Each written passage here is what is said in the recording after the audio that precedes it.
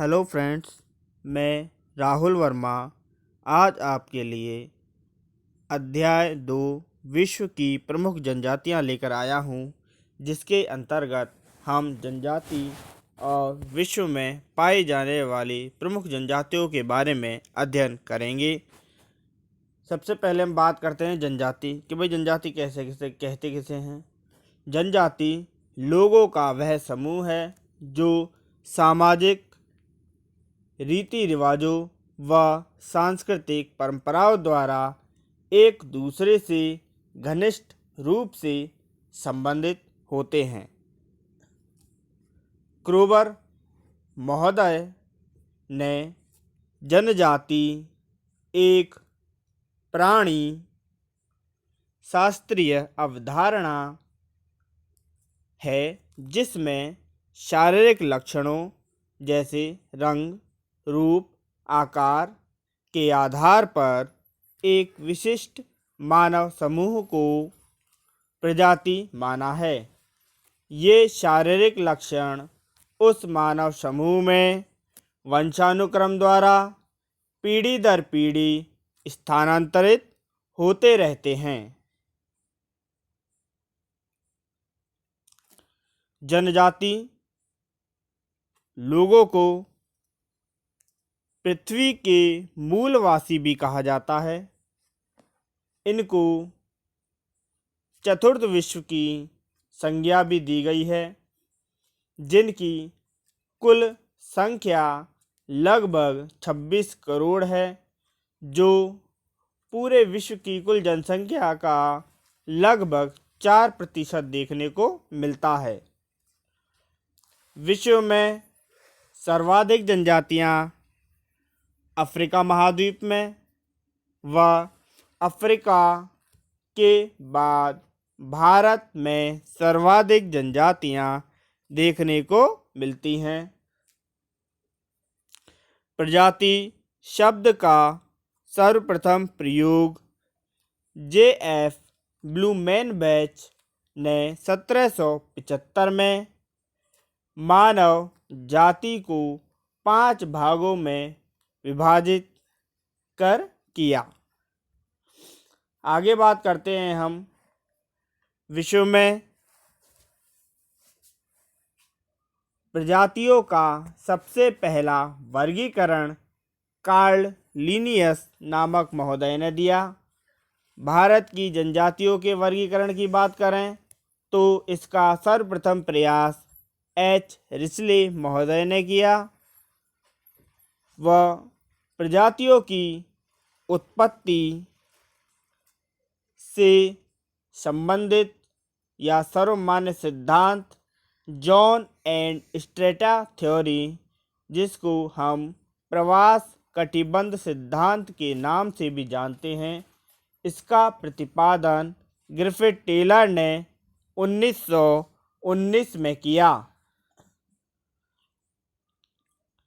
Taylor ने विश्व की जनजातियों को मुख्य रूप से 7 भागों में विभाजित किया है। टेलर के अनुसार मध्य एशिया व भूमध्य सागरीय क्षेत्र में ही सबसे पहले प्रजातियों का उद्गम हुआ, क्योंकि इस क्षेत्र की जलवायु मानव विकास के लिए उपयुक्त व अनुकूल थी। इसी कारण मध्य एशिया को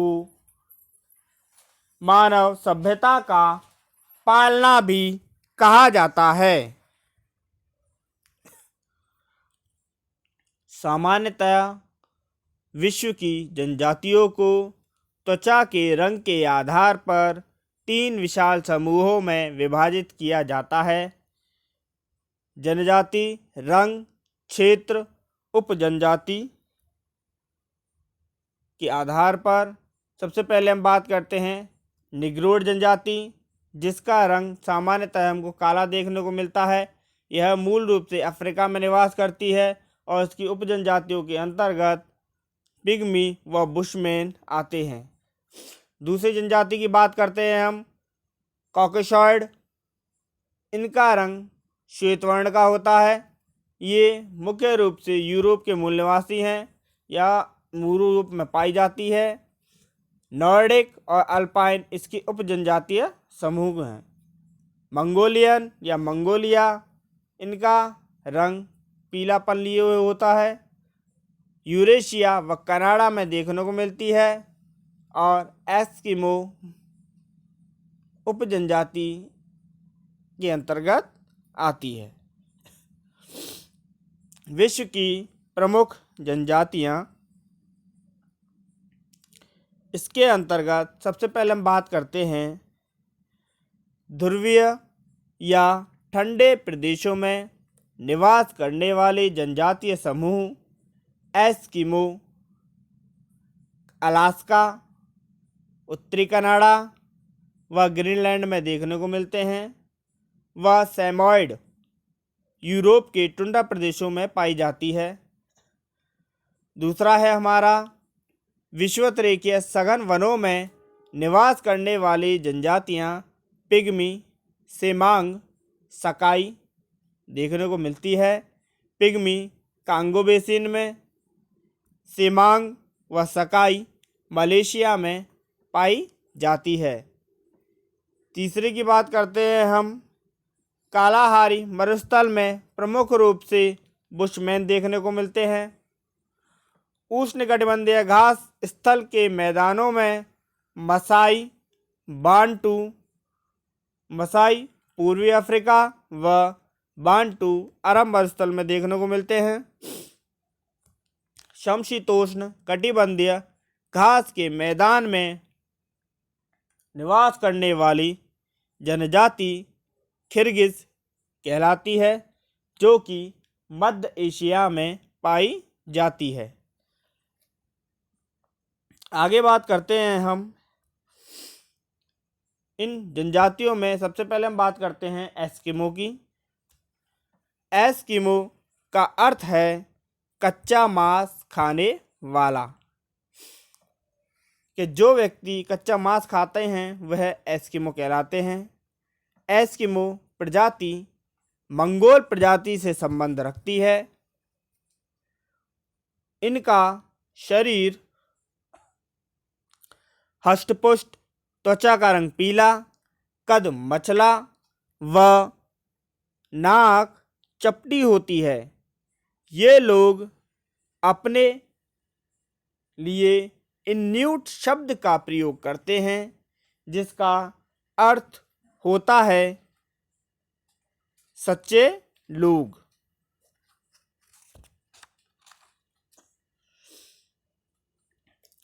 हमने बात की कि ये लोग अपने लिए इन्यूट शब्द का प्रयोग करते हैं, लेकिन इनकी जो भाषा है उस भाषा को ये एल्यूट शब्द से पुकारा जाता है, या इनकी जो प्रमुख भाषा है वह एल्यूट है। एस्किमो अपनी विपरीत परिस्थितियों में रहते हुए प्रसन्न मुद्रा के लिए विश्वविख्यात माने जाते हैं या विश्वविख्यात हैं। आगे बात करते हैं हम निवास क्षेत्र की। जैसा कि हम पहले भी पढ़ चुके हैं कि अलास्का, उत्तरी कनाडा व ग्रीनलैंड में एस्किमो लोगों मुख्य रूप से निवास करते हैं या देखने को मिलते हैं, जिनकी कुल संख्या लगभग 1 लाख है। इनका निवास क्षेत्र कठोर जलवायु का है, जहां वार्षिक तापमान 0 डिग्री सेल्सियस से नीचे व शीत ऋतु बहुत लंबी होती है, अर्थात लगभग 6 माह तक यहाँ रात्रि या अंधेरा या ठंड रहती है। वनस्पति का अभाव पाया जाता है। सामान्य सी बात है, यदि किसी क्षेत्र में बर्फ ही बर्फ देखने को मिलेगी तो वहाँ जो वनस्पति है उसका अभाव मिलेगा, या वहाँ वनस्पति बिल्कुल नगण्य देखने को मिलेगी। वर्षा हिम के रूप में देखने को मिलती है। आप बात करते हैं आर्थिक क्रियाकलापों की। ये लोग अपने जीवन यापन के लिए आखेट, मछली पकड़ते हैं और खाद्य संग्रहण का कार्य करते हैं। आगे बात करें हम, ये देखिए कि एस्किमो जनजाति के लोग किस प्रकार हमें के दिखाई देते हैं।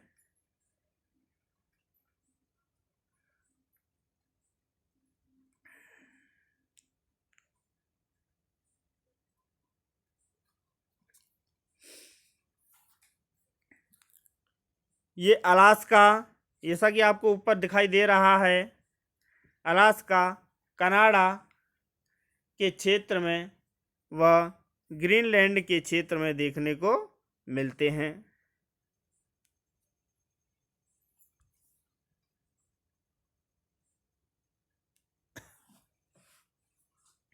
आखेट इनमें दो प्रकार का देखने को मिलता है। पहला शीतकालीन आखेट जो सर्दियों में होता है, दूसरा बसंतकालीन आखेट जब हल्की हल्की गर्मियां देखने को मिलती हैं। शीतकालीन आखेट दो विधियों से किया जाता है, माउपाक व इतुरपाक। बसंतकालीन आखेट एक विधि से होता है जिसको हम उतुक विधि कहते हैं। आप सबसे सर्वप्रथम हम बात करते हैं माउपोक विधि की। माउपाक का शाब्दिक अर्थ होता है प्रतीक्षा करना। इस विधि के अंतर्गत हार्पून की सहायता से सील मछली का शिकार उस समय किया जाता है जब मछली बर्फ में बने छिद्रों में सांस लेने आती है, और जैसे ही वह सांस लेने आती है उसमें भाला फेंक कर मार दिया जाता है, जिससे वह मछली वहीं मर जाती है। आगे बात करते हैं इतुरपाक विधि की। इस विधि में दो छिद्र बनाकर सील मछली का हार्पून की सहायता से शिकार किया जाता है। सील मछली का एस्किमो लोगों में बहुत अधिक महत्व देखने को मिलता है, क्योंकि सील मछली से मांस, चर्बी से रोशनी, त्वचा से कपड़ा व तंबू बनाए जाते हैं। ग्रीष्म काल में जो तंबू बनाए जाते हैं वह इसी मछली की खाल से बनाए जाते हैं, खाल व हड्डियों से। बसंतकालीन आखेट की बात कर रहे हैं। यह आखेट उतुक विधि द्वारा किया जाता है। इसके अंतर्गत शिकारी कुत्तों की सहायता से सील मछली का शिकार करते हैं और परिवहन के लिए चमड़े से बनी नाव, कयाक का प्रयोग किया जाता है। एस्किमो लोगों में जो इनका पालतू जीव रेंडियर है, इसको संपत्ति व सामाजिक स्तर का निर्धारण में महत्वपूर्ण माना जाता है। अब बात करते हैं हम भोजन की। एस्किमो लोग सील मछली व स्थलीय जीव जंतुओं से भोजन प्राप्त करते हैं। वस्त्रों की बात करें, एस्किमो के वस्त्र कैरिबो व ध्रुवीय भालू की खाल से बने होते हैं। वस्त्र बनाने का कार्य प्रमुख रूप से महिलाएं करती हैं। बाजूदार जर्सी को तिमियाक और इसके ऊपर पहने जाने वाला वस्त्र अनुहाक कहलाता है। सील मछली की खाल से बने जूतों को कार्मिक या मुकलुक्स कहते हैं।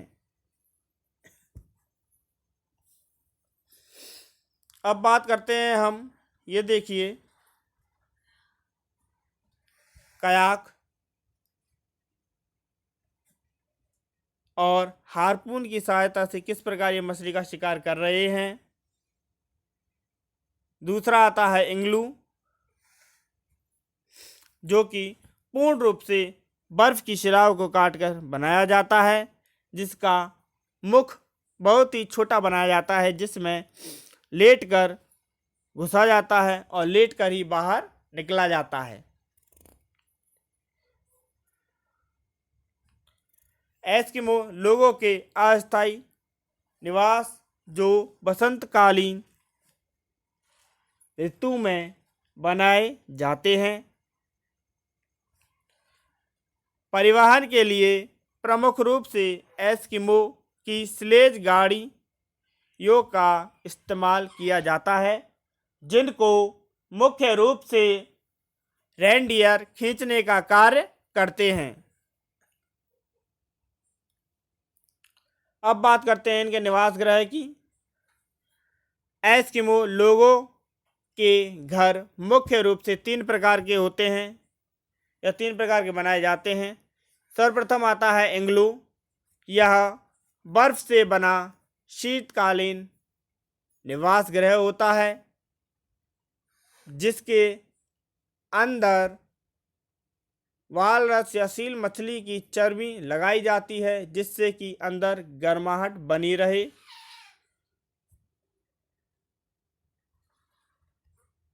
तो यह तरह तरह की आवाज क्यों निकाल। अब बात करते हैं कर्मक की। यह व्हेल मछली की हड्डियों से बने होते हैं। तंबू। यह ग्रीष्मकालीन अस्थायी आवास होते हैं जो सील मछली की खाल से बने होते हैं। अब आगे बात करते हैं यंत्र व उपकरणों की के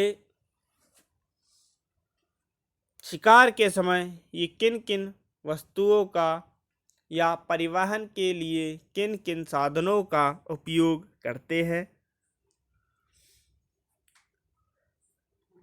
कयाक व उमियाक, हारपून व स्लेज, इनका जो कार्य है वह प्रमुख रूप से काम में लिए जाते हैं। सर्वप्रथम बात करते हैं हम कयाक की। कयाक चमड़े व हड्डियों से बनी छोटी नाव को कहा जाता है। उमियाक चमड़े व हड्डियों से बनी बड़ी नाव को कहते हैं।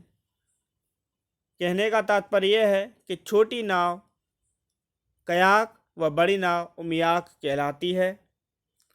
हारपून भालानुमा एक हथियार होता है जिसका प्रयोग सील मछली के शिकार करने में किया जाता है। यह आगे से नुकीला होता है। स्लेज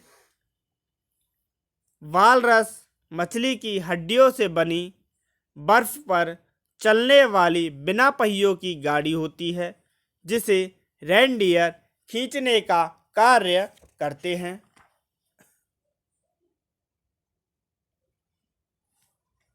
अब बात करते हैं समाज व संस्कृति की कि इनमें किस प्रकार का समाज देखने को मिलता है।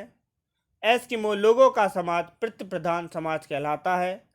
ये लोग छोटे छोटे समूहों में घुमक्कड़ जीवन व्यतीत करते हैं। इनमें बहुपत्नी प्रथा देखने को मिलती है। ये लोग जादू टोने में विश्वास करते हैं। बूढ़े व असहाय व्यक्ति कभी कभी भोजन की कमी के कारण आत्महत्या तक कर लेते हैं। आगे वातावरण से समायोजन इनका किस प्रकार का है। एस्किमो लोगों ने अपने आप को कठोर जलवायु के अनुसार अनुकूलित कर लिया है। इनके निवास गृह इग्लू बर्फ के बने होते हैं। सूर्य की तेज रोशनी से बचने के लिए वालरस के छिद्रदार दांतों से बने चश्मों का प्रयोग करते हैं। अब बात करते हैं कि इनका आधुनिक संस्कृति से संपर्क आने के बाद इनमें क्या बदलाव देखने को मिलता है। एकांकी जीवन करने वाले एस्किमो लोगों का 1960 के पश्चात यूरोपीय अमेरिकी लोगों के संपर्क में आने के बाद पारंपरिक वातावरण का रूपांतरण तीव्र गति से होने लगा। ये लोग वर्तमान में परिवहन साधनों के रूप में मोटर चालित नाव व स्नो स्कूटरों का प्रयोग करने लगे हैं। जो व्यापार पहले मौन रूप से होता था, उस व्यापार में अब नगद मुद्रा व्यापार करने का चलन बढ़ा है, जिससे उनके रहन सहन व पहनावे में बदलाव आया है। अमेरिकी सरकार द्वारा स्वास्थ्य सेवाएं उपलब्ध कराने के कारण अलास्का, कनाडा में इनकी संख्या निरंतर बढ़ रही है। तो दोस्तों, आज के लिए बस इतना ही। वीडियो अच्छी लगे तो लाइक कीजिए और चैनल को सब्सक्राइब करना ना भूलें। धन्यवाद।